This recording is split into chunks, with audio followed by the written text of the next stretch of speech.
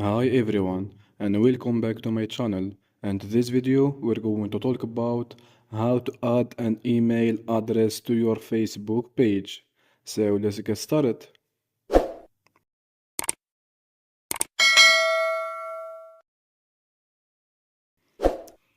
As a first step, go to your Facebook page by tapping on the 3 point at the top right. Then tap here. Now we move to the page profile. Scroll down and tap on the 3 point up here. As you can see, the option Add Email is here. Simply tap on it.